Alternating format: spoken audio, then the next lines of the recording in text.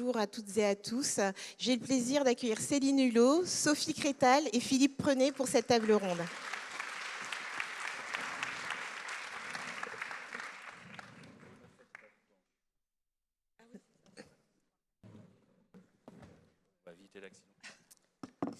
Donc la question qu'on s'est posée avec nos trois dirigeants, c'est dans un monde en perpétuelle évolution, avec une technologie et des innovations galopantes, comment l'écoute peut nous permettre d'anticiper, de comprendre et créer. Mais au-delà des innovations technologiques, l'écoute est également un vecteur de transmission. Transmettre les savoir-faire, bien sûr, mais également transmettre les valeurs qui font la force et la durabilité de nos entreprises. Aujourd'hui, j'ai l'honneur d'accueillir Céline Hulot de Dassault Systèmes, Sophie Crétal d'Orano et Philippe Prenet du CEA. Bonjour. Ensemble, nous allons voir l'écoute à l'échelle individuelle, ce que ça représente pour chacun d'entre eux. Nous allons également savoir l'écoute dans nos entreprises, quelle est leur perception de l'écoute dans chacune de ces trois entreprises, et bien sûr, comme on est au cercle Interrel, l'écoute et la mixité. Je vais commencer avec Céline. Je vais la vous voyez, mais on a pu travailler ensemble. Et on va parler de l'écoute également dans son équipe, donc j'en sais quelque chose. Exactement. Donc Céline, est-ce que tu peux te présenter? Je la tutoie. Et finalement, est-ce que tu peux te présenter et quelle place, et nous dire la place qu'occupe l'écoute dans ta manière de diriger? Et si on posait la question à tes collaborateurs, qu'est-ce qu'ils diraient? Bien, merci Stéphanie. Bonjour à toutes et tous. Donc, je suis Céline Hulot. Je suis, pour la petite histoire, ingénieure en génie des procédés industriels de l'Université de technologie de Compiègne. J'ai exercé quelque temps des fonctions d'ingénieur dans l'industrie spatiale, mais aujourd'hui, donc chez Dassault Systèmes, je dirige un métier complètement différent, une expertise complètement différente, à savoir le recrutement, la mobilité internationale. Ça veut dire que je dirige une équipe d'un peu plus de 100 personnes réparties dans quasiment 20 pays dans le monde. Donc l'écoute est fondamentale. Et en plus, je me permettais de me présenter comme ça parce que à la notion d'écoute, je rajoute des notions d'interculturalité, de langue qui a un impact certain sur le sujet. Alors beaucoup de choses ont été dites ce matin.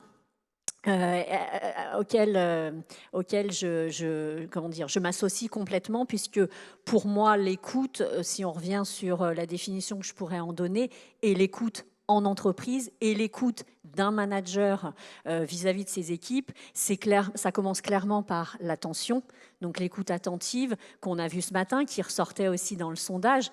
Je ne lis pas mes mails en même temps que j'écoute quelqu'un, je ne réponds pas au Skype, et pourtant Dieu sait qu'on en reçoit, en même temps que j'écoute quelqu'un.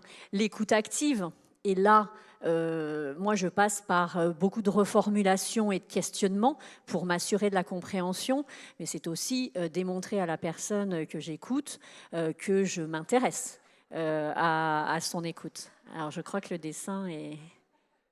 Ouais. Voilà. Et puis, il y a toute la notion d'empathie, donc d'écoute empathique. Quelque chose qui est important, qu'on a aussi évoqué déjà ce matin, c'est le non-verbal. Donc, alors qui peut passer par l'oreille ou par l'œil, comme on a vu. L'oreille parce que le ton de la voix est un indicateur aussi dans mon écoute, dans ma compréhension.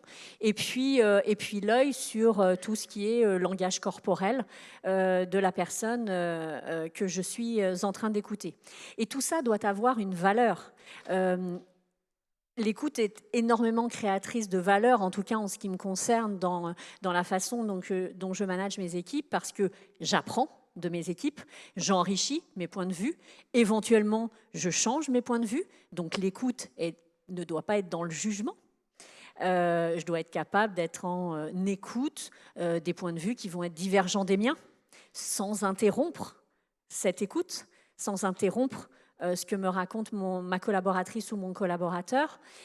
C'est aussi création de valeur parce que le fait de montrer cette écoute et d'apporter cette attention à ma collaboratrice ou mon collaborateur, je vais le faire à chaque fois, ça les deux, ça me permet aussi d'actionner les leviers de leur motivation et de leur engagement, clairement. Et puis, pour finir, ça doit créer de la valeur pour eux aussi, hein, puisque le résultat de ce moment d'écoute qui va donner lieu à de la conversation va aussi donner lieu éventuellement à avancer, à faire avancer des projets, trouver des solutions, les faire avancer eux dans leur quotidien, dans leur parcours, etc., etc. Donc, pour répondre, et je vais résumer, enfin, je vais raccourcir, à la question fondamentale, l'écoute dans mon quotidien. Maintenant qu'on a dit tout ça, c'est super théorique, hein. Je suis très sollicitée, ultra sollicitée. On manque de temps, c'est ressorti aussi comme un élément favorisant l'écoute. Donc je ne suis pas parfaite sur tous les éléments que je viens de donner. Soyons clairs, je pense que mes collaborateurs et Tris pourraient le dire. J'essaye du coup de formaliser quand même certains moments parce qu'il y a des moments d'écoute complètement informels, à la machine à café dans le couloir, mon bureau est ouvert, il passe devant, il s'arrête, on est dans un moment d'écoute et puis d'échange, etc. Très facile avec les équipes que j'ai sur le même site que moi en France, très difficile avec les équipes à l'international. Donc, obligé quand même de formaliser des moments, des one-one, des réunions d'équipe larges, plus restreintes, des réunions d'équipe projet qui permettent de mettre en place tous ces moments d'écoute dans l'entreprise qui sont nécessaires pour faire avancer aussi notre projet. Hein. On a des objectifs, des ambitions, et puis pour accorder aussi à tous mes collaboratrices et collaborateurs ce niveau d'attention. Donc, qu'est-ce qu'il dirait? Je pense qu'il dirait que j'ai quand même une écoute empathique, que je me rends le plus disponible possible, que je ne suis pas dans le jugement, mais que parfois, tout n'est pas parfait. Je peux en témoigner sans révéler les secrets. Du pas parfait? Non, pas du tout. De ton écoute, puisque j'ai été pendant 5 ans ta collaboratrice. Tu me fournis une transition parfaite en parlant d'équipe internationale. Sophie, est-ce que vous pouvez vous présenter et nous dire ce que représente l'écoute dans un environnement multiculturel où les perceptions et les attentes peuvent être différentes? Oui, merci Stéphanie. Alors moi, je suis Sophie Crétal, hein, je dirige l'école du management pour le groupe Orano. Donc c'est une école que j'ai créée en 2019, qui a succédé à l'ancienne université Areva, au moment où, en 2018, Areva est devenue Orano, et à l'époque, nous avions besoin de nous appuyer sur un corps managérial un peu fort hein, pour faire à la fois le deuil et la transition. Et donc nous avons créé cette école, et quand j'ai créé cette école, je me suis appuyée sur des experts en neurosciences, en me disant que c'était une voie possible pour être un peu, je dirais, disruptive dans la façon de gérer cette transformation managériale. Alors, moi, je ne suis pas ingénieure, hein, j'ai plutôt un parcours de marketeur. J'ai étudié, donc je ne suis pas une vraie RH non plus, en tout cas, je ne suis pas du sérail. J'ai étudié aux États-Unis, et donc j'ai vécu aux États-Unis. J'ai un profil international, puisque j'ai travaillé pendant presque 12 ans en anglais et dans les filiales du groupe Areva International. Voilà. Et donc, effectivement, je pense que la dimension interculturelle, mais Céline, vous le disiez aussi, est une dimension importante. Alors, pour répondre à votre question de l'évolution de mon écoute, je dirais qu'il y a, je pense qu'il y a une compétence clé du futur qui est absolument qui est clé, qui est primordiale. C'est la capacité d'apprendre à apprendre, ou apprendre à désapprendre, ou apprendre à écouter, en quelque sorte. Alors, c'est un peu plus facile avec l'âge. Je dirais que de mon point de vue, me concernant, l'expérience m'aide à apprendre à écouter. Apprendre à désapprendre, c'est très difficile. Hein. Quand vous avez été biberonné à certaines pratiques, ça c'est un exercice plus difficile. Et moi, dans mon écoute, alors pas seulement pour mes équipes, hein, mais je dirais pour mes clients, toutes les parties prenantes. J'ai beaucoup évolué dans ma façon d'écouter. D'abord, je vous le disais, parce que l'expérience aide. Et puis ensuite, parce que le monde a changé. Hein. Le monde a vraiment changé très très vite, sans parler du Covid, qui a été absolument dévastateur pour tous nos repères. Alors moi, j'essaye, et du coup... ce matin, j'entendais parler de biais cognitifs. Je me suis dit, mince, c'est exactement ce dont je voulais parler. Mais finalement, ça tombe bien. Moi, j'essaie de supprimer mes biais cognitifs. Alors, notamment sur les jeunes générations, ils sont impatients, pour plutôt dire, ils n'ont pas de patience.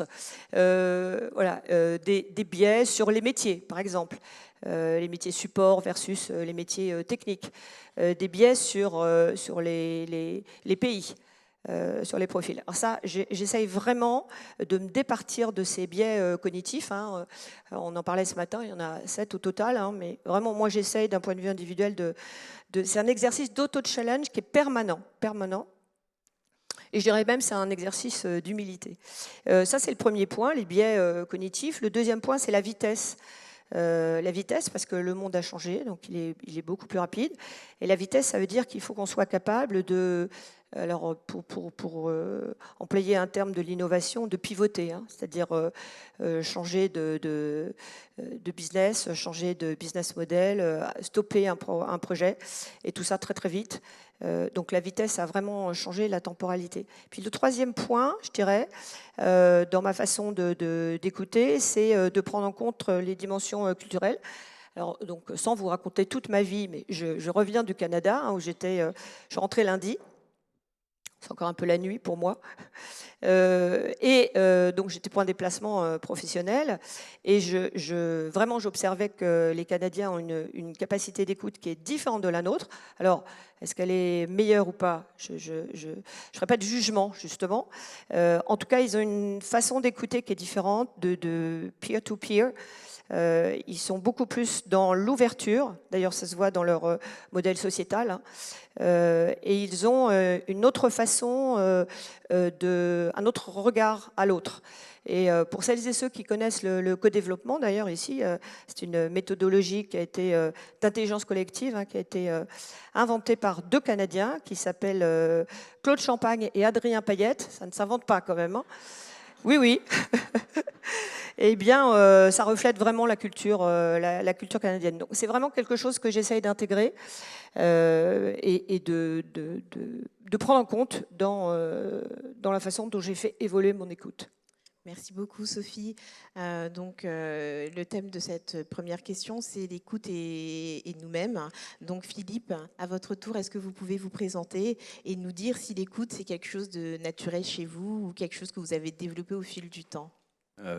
Donc Philippe René, donc je m'occupe d'un institut de R&D au CEA qui dépend de la direction des énergies. Bon, je vous décris pas l'ISAS, l'acronyme. En gros, c'est tellement long que moi-même, des fois, je le comprends pas et ça n'a pas d'intérêt. En gros, c'est une équipe de R&D, c'est 900 personnes au total, tous les âges, puisqu'on a des doctorants, on a des post-doctorants, c'est tous les métiers. Donc, je vais du geek, donc des gens qui font du génie logiciel, jusqu'aux chimistes, avec des populations différentes. Il y a très peu de femmes dans les geeks, il y a beaucoup plus de femmes en chimie, en passant par les matériaux. Donc, moi, j'ai un grand panel très large, très intéressant. Alors, c'est un peu moins international, mais ça reste extrêmement large et très intéressant. J'ai eu la chance, pour ma part, en regard du thème de l'écoute, j'ai eu la chance d'être dans une famille où ma mère était psychomotricienne pour enfants. Et, en fin de compte, elle m'a induit, indirectement, mais je l'ai découvert que bien plus tard, que première qualité de quelqu'un qui est en psychomotricité pour les enfants, c'est l'écoute de l'enfant. Et en fin de compte, ma mère était quelqu'un qui écoutait beaucoup, beaucoup les personnes. D'ailleurs, les enfants allaient naturellement vers elle. Donc moi, j'étais bercé là-dedans. Et donc l'écoute était quelque chose de naturel, même si ça m'est révélé plus tard, quand je suis devenu Je suis docteur en chimie, donc j'ai fait de l'engineering, et puis après, je suis rentré dans la ligne managériale. Et quand j'étais ingénieur, j'avais une petite équipe, et je me suis aperçu, on était dans les ambulances salles blanches. Pour ceux qui connaissent, c'est très, très compact, on est entre nous, on est déguisés. Enfin, je ne vous fais pas la pub d'un tel, mais c'est quand même un peu particulier comme ambiance. On met un quart d'heure pour s'habiller, un quart d'heure pour se déshabiller. Enfin, et donc on était entre soi, etc. Mais il fallait écouter, il faut beaucoup s'écouter. On a un bruit ambiant très fort hein, dans une salle blanche. Il y a la ventilation qui fait un bruit continu, qui prend bien les oreilles. Et donc l'écoute est devenue pour moi une évidence. Le CEA a commencé à me fournir des formations. Alors, la première formation que j'ai eue, c'est Process Communication. Alors, elle peut être décrite sur certains aspects, je suis d'accord. Mais la chose qu'il faut en retenir, c'est qu'il faut apprendre à écouter. Et ça a été mon leitmotiv toute ma vie, parce qu'après je suis devenu manager de proximité, et puis maintenant je dirige des managers. Et ça a été le grand truc. Et ces dernières années, ça s'est accéléré au niveau du management, de l'écoute du management, où on est formé. Alors nous, on a l'université du management, qui doit être très proche de ce qui se fait chez Orano, et où aujourd'hui on s'inscrit dans une logique d'intelligence collective et émotionnelle. Et j'ai la chance, moi, d'être un des instituts, l'institut qui vont être meneurs et alpha-testeurs de cette démarche auprès de mes managers. J'ai commencé récemment, j'ai commencé l'année dernière, où on commence à les acculturer aux différents outils que l'on peut faire, alors, communication non violente, feedback, différents outils. Mais ils ont tous un point commun, c'est l'écoute, c'est prendre le temps de l'écoute. Et ça, moi, quand je choisis des managers, parce que je suis le valideur ultime des managers dans mon équipe, quand j'ai quelqu'un qui vient devant moi, un entretien se fait durant 1 heure, en général, je suis avec mon adjoint, et on regarde, on écoute la personne, ce qu'elle va nous dire pour son management. Et la personne, en gros, si au départ, elle ne nous parle que de technique ou de jalons ou de qualité, en général, elle ne sera pas un manager. La première chose qu'elle a à nous dire, c'est qu'elle aime l'humain. Et pour aimer l'humain, il faut l'écouter. Avec toute la patience qu'il faut avoir. Parce que c'est vrai que ce matin, on a eu des témoignages et des fois, on n'a pas envie d'entendre ce qu'on entend. Mais ce n'est pas grave, il faut l'accepter comme ça et écouter et aller dans ce sens-là. Et la deuxième partie de l'entretien que l'on fait, et c'est là où c'est le plus intéressant, c'est ce que nous, directeurs, on attend de mes managers de proximité ou managers de managers. Et ce qu'on attend, la première chose, on les rassure tout de suite, techniquement, on n'attend rien de vous. Les jalons, on attend un petit peu, mais pas tant que ça. Par contre, ce qu'on attend de vous, c'est de prendre le temps d'écouter les signaux faibles, dans les moments formels et dans les moments informels. Laissez votre porte de bureau ouverte pour que les gens viennent vous parler. Prenez le café avec les équipes, mangez avec les équipes. Passez du temps au café pour parler d'autres choses, des choses plutôt personnelles, des choses de l'ambiance, de l'environnement. Mais c'est là où vous écoutez, c'est là où vous avez des informations et c'est là où vous pouvez aller vers l'écoute des personnes. Ça, c'est très français. Oui, mais c'est agréable. Le café est très puissant en France. Oui, mais il faut y être. C'est pour ça que les managers doivent y être et pas laisser les équipes être toutes seules. Toutes les situations d'écoute sont donc bonnes à prendre. Merci Philippe. Maintenant, après la posture individuelle, on va parler de l'écoute dans nos entreprises. Sophie, selon vous, quels sont les leviers les plus efficaces pour développer une culture de l'écoute et du feedback? On a parlé du feedback et de son importance ce matin. Oui. Alors, évidemment, il y a beaucoup de leviers. Moi, ce que je pense, c'est que c'est un ensemble systémique et qu'il faut activer toutes les briques au risque finalement d'être ce ne soit pas aussi puissant. Alors il y a plusieurs. Déjà, il faut identifier ses objectifs. Alors écouter pour écouter, ça c'est pas très utile. Écouter pourquoi? Écouter pour améliorer la performance, la productivité, écouter pour rendre nos salariés plus heureux, retenir les talents, ou écouter parce qu'on a besoin de construire une culture commune. Bon, c'est un peu de tout à la fois. Une fois qu'on a bien ces objectifs, on peut activer un certain nombre de leviers. Alors, chez Orano, si je peux parler de Orano, on a comment ça s'appelle, un baromètre d'engagement annuel et qu'on déploie donc auprès des 18 000 salariés. Ce qui est très intéressant chez nous, je trouve que je suis en charge de ce baromètre. Et il y a 3 ans, j'ai décidé de trouver une méthodologie un peu plus innovante. Et donc, on travaille avec des gens qui nous ont proposé une méthodologie sur la base d'une échelle d'émotion. Vous savez, d'habitude, on utilise l'échelle de Likert, tout à fait, pas du tout, complètement d'accord. Et là, on est sur une échelle de 9 émotions qui vont de en colère à enthousiaste. Et ça, c'est complètement nouveau parce que ça déclenche un mécanisme cognitif chez le répondant. En 2 secondes, vous n'avez pas besoin de réfléchir, tout à fait d'accord, pas du tout d'accord. Voilà. Donc ça, c'est déjà complètement nouveau, et en fait c'est votre émotion qui va répondre. Et donc quand vous avez un taux d'engagement à partir de ces échelles d'émotion, on a une fiabilité qui est différente. Ça, c'est très innovant. Donc on a un baromètre salarié, on fait ce qu'on appelle des enquêtes Pulse, hein. On a mené une enquête qui s'appelle Respect at Orano dans une de nos divisions sur des pays pour savoir où on se situait sur la diversité, la mixité, le respect. Et puis là où on avait des corrections à faire sur la cartographie, on l'a fait. À l'école du management, je vous le disais, moi j'ai construit ça avec des experts de neurosciences. Donc on a un certain nombre de programmes. On a un programme pour les managers qui s'appelle le manager à l'écoute de son équipe, pendant lequel les managers vont faire des empathy maps, tous les outils que certains d'entre vous certainement connaissent et dont on a parlé d'ailleurs ce matin, hein, sur la base des neurosciences souvent. Donc on a un certain nombre de programmes comme ça. On a déployé là, les 2 dernières années une grande campagne d'ateliers de feedback. Alors, c'est-à-dire que pendant 2 heures, vous, en tant que manager, vous pouvez vous inscrire sur un atelier de 2 heures. C'est gratuit pour vous, vous y allez. Des groupes de 10 et vous faites de l'entraînement au feedback à partir de la méthode DESC, que vous connaissez peut-être, qui est une méthode très très simple en 4 étapes. Et ça marche très très bien parce que pour le coup c'est facile, paf, je clique et je suis évidemment coaché par des gens qui font ça.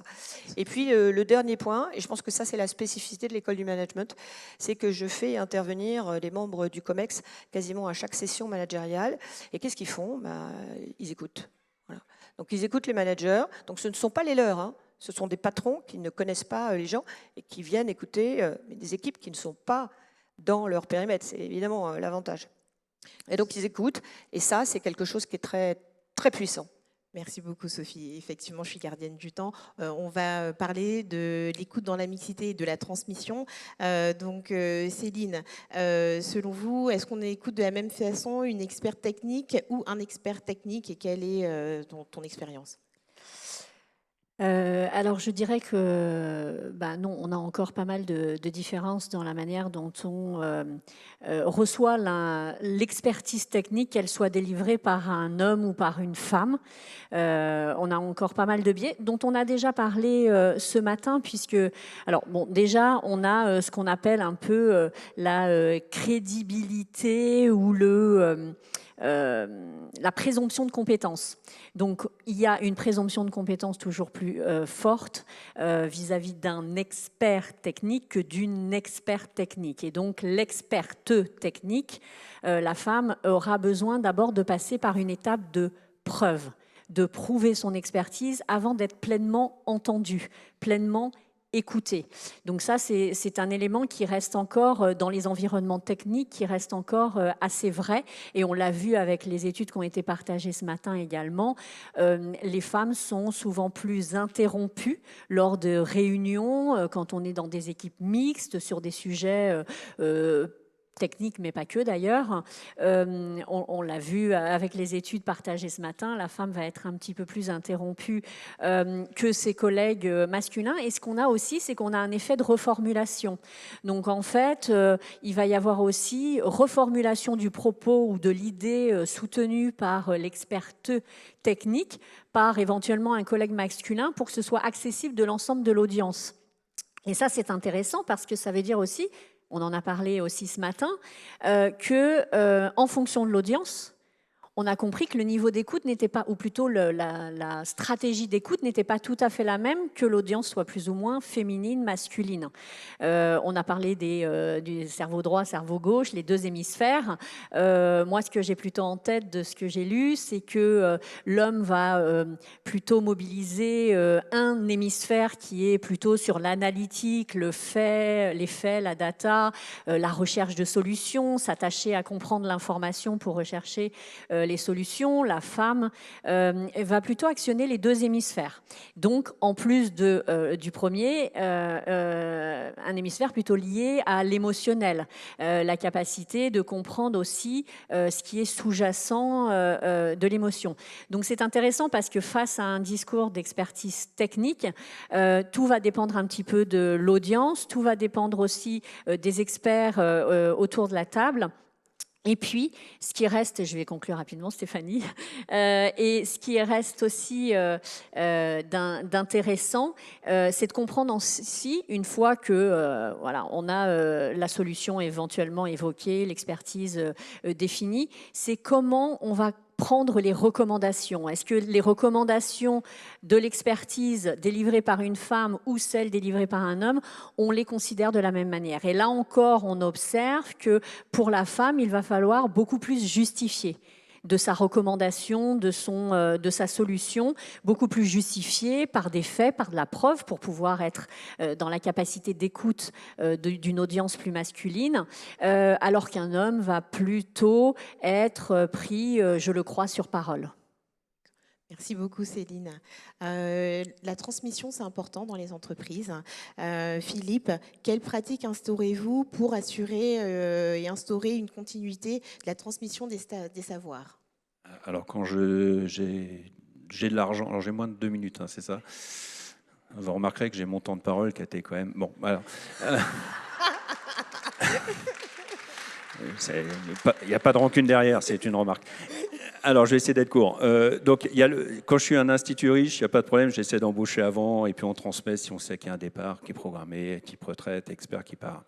Bon, en gros, il y a un aspect aussi organisationnel, c'est-à-dire qu'autour de nos experts qui peuvent partir, hein, le bus facteur ou encore la retraite, ce qu'on fait, c'est qu'on entoure ces experts, cette connaissance qui est dans la tête, beaucoup dans la tête. On l'entoure quand même de pas mal de jeunes experts qui vont monter en puissance et qui vont pouvoir prendre le relais. Et là, ce que j'attends de mes managers, c'est surtout de ne pas mettre une seule compétence et un seul expert au même endroit, sur une seule activité. Donc le but du jeu, maintenant, ça va être de mettre des gens sur une activité, d'en mettre plusieurs, et qu'ils puissent travailler ensemble de manière à ce qu'on ne perde jamais la compétence et qu'il y ait une continuité dans la compétence. Et ça nécessite beaucoup d'écoute entre elles. Donc, il faut aussi accompagner les équipes, nos chercheurs, hein, qui sont des fois ont quelques égouts un peu surdimensionnés, apprendre aussi à écouter les autres et que les autres n'ont pas forcément tort, même s'ils n'ont pas la même idée. J'ai tenu en 1 minute 30. Bravo, bravo. Merci beaucoup pour le respect des timings, mais c'était pour pouvoir prendre une question dans la salle après tous les éléments importants que nous venons d'aborder. Donc Florence, a-t-on une question dans la salle et sur l'outil? Alors effectivement, il y a beaucoup de personnes qui souhaiteraient interagir. J'en ai une qui a pas mal de succès, en fait, qui pose le constat suivant. On ne peut pas être au top tous les jours. Comment gérer les urgences et demandes des autres quand soi-même, on est dans une situation délicate? Alors, qui est-ce qui aimerait... J'aimerais bien donner la parole, si vous pouvez être très très court sur chacun d'entre vous. Je suis dans l'expertise de votre réponse.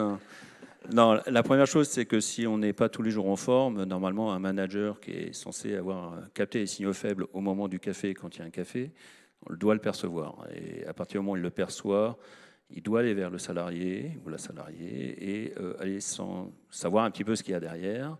Et puis, si la personne renvoie l'information comme quoi ce n'est pas la grande forme, ben c'est de voir comment on peut essayer d'aménager la journée de manière à ce qu'elle ne soit pas aussi intense qu'une journée classique. C'est là où je dis qu'il faut aller voir chercher les signaux faibles. Et ça, on peut l'avoir qu'à des moments informels, pas des moments formels. Parce que moment formel, en général, il y a des postures. Les postures cachent la réalité.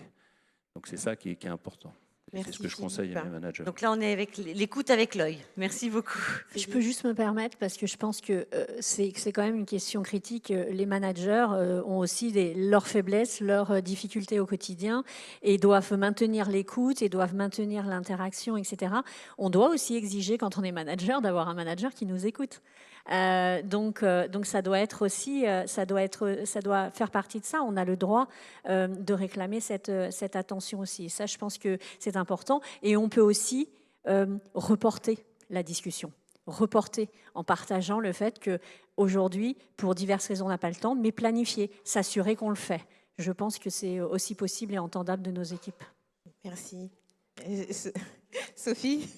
Moi, je voudrais rajouter que le Covid, hein, je reviens toujours à ça parce que c'est quand même cette déflagration, a eu un impact énorme sur notre capacité collective à tolérer les choses. On le voit bien d'ailleurs dans la vie perso, partout. Les gens se disputent davantage, on est plus anxieux. Bon. Et ça a eu un impact sur le niveau d'écoute, en fait. Vous voyez, les gens, nous, on observe ça. Hein, ils ont un niveau ils veulent être écoutés davantage. Et ils ont un niveau de tolérance qui a complètement baissé. D'ailleurs, on le voit dans les enquêtes salariées aussi. Et donc ça amène le management ou l'encadrement, enfin peu importe comment on l'appelle, être beaucoup plus vigilant, beaucoup plus, ce que vous disiez, là, attentionné aux signaux faibles. Il faut partir de ce que demande le corps social. Et il a changé. Il a complètement changé.